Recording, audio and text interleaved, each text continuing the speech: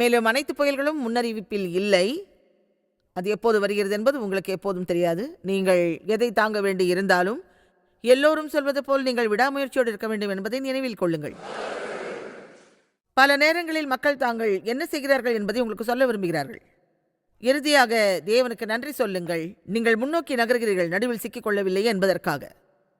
நான் நிறைய காரியங்களுக்குள் நுழைந்து சென்றேன். ஆனால் என் சாட்சி என்னவென்றால், நான் இன்னும் இங்கே இருக்கிறேன்.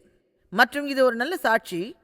நான் பல கடினமான விஷயங்களை தாண்டி சென்றேன். ஆனாலும் நான் இன்னும் நிற்கிறேன்.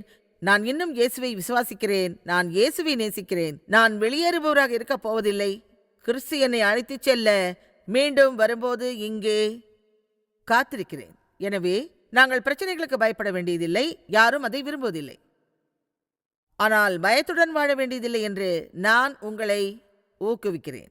செய்திகளை படிப்பது பற்றியும் தேவையில்லாத காரியங்களை கேட்பது பற்றியும் நீங்கள் என்ன செய்ய விரும்புகிறீர்களோ அதை நீங்கள் செய்யலாம். ஆனால் நான் அதில் அதிக நேரத்தை வீணடிக்க மாட்டேன். ஏனென்றால் பெரும்பாலானவை எப்படியும் உண்மையில்லை.